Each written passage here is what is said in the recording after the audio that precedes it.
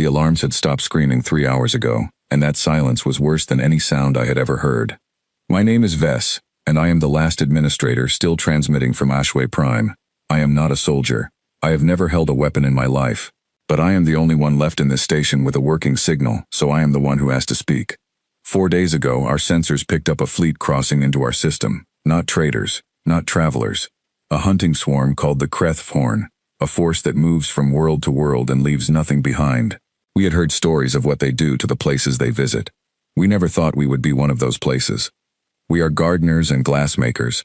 We trade silk and crystal. We do not build warships because we never believed we would need them.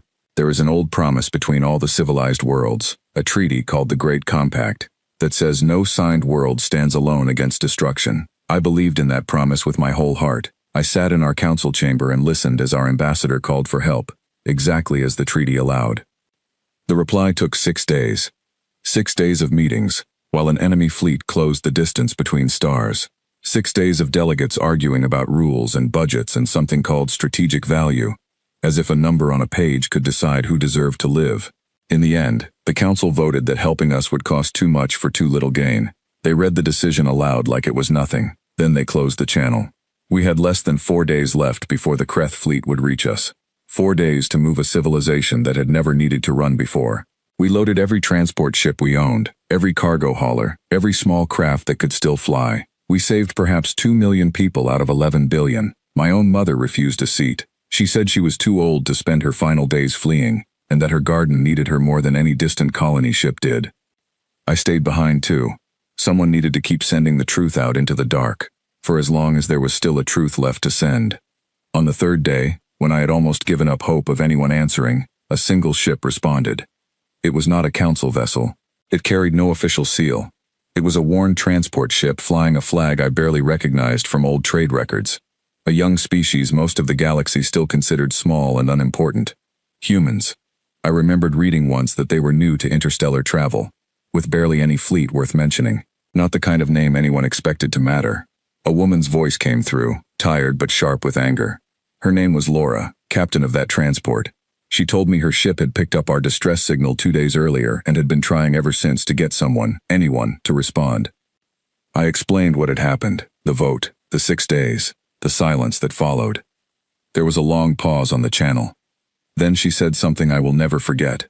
She told me to hold our position, to keep transmitting no matter what happened next, and that help was coming. I did not understand what she meant until the following hours changed everything. It turned out Laura had not waited for permission from any official channel. She had sent our distress call through every human frequency she could reach, a network some humans call the quiet path, built for moments exactly like this one. Ships that were never supposed to be nearby began answering. Not more transports. Warships. I watched them appear on what remained of our sensor grid, and I confess I did not understand what I was seeing. They looked nothing like the graceful cruisers other fleets used. They were thick, heavy, built like closed fists rather than open hands. I later learned they belonged to something humans call a defense fleet, a force built on one simple rule. If a call for help goes out, someone answers it, no matter the cost, no matter whether anyone gave permission first. The HFY fleet arrived above HFY Prime 11 hours later, expecting to find an empty world ready for the taking. Instead, they found dozens of human ships already in position, spread out in a pattern our own people could not begin to understand. We had no trained officers of our own, only frightened merchants and farmers trying to make sense of numbers on a screen. But I watched, and I listened to the calm voices coming through the shared channel, and I understood one thing clearly. These humans were not here to test the enemy. They were here to hold this line and not move from it. The fighting lasted through the night. I will not describe every detail, because some things are better left as feeling rather than image. I remember the light in the sky changing colors I had never seen before. I remember the sound of our own people cheering in the shelters below when word came that the enemy formation had broken apart and turned away. I remember silence again afterward, but this time it was the silence of relief, not fear. Laura's ship did not survive that night. Neither did several others that answered with her. They came with no promise of victory and no guarantee of thanks, and they gave everything anyway for a world they had never even traded with before. 3 days later, when the first human relief convoy landed to help us rebuild, I met a young officer named Ethan, who had served under Laura before her ship was lost. I asked him the question that had been sitting in my chest since the moment her voice first answered ours. Why would anyone risk so much for people they had never met, people the rest of the galaxy had already given up on? He looked at me for a long moment before answering, the way someone looks at a question that feels almost too simple to need words. He said that somebody sent out a call for help, and that was the whole reason. Nothing more complicated than that. In the days that followed, I learned more about what had happened far above our heads while we hid in shelters below. The human fleet had not been sent by any government order.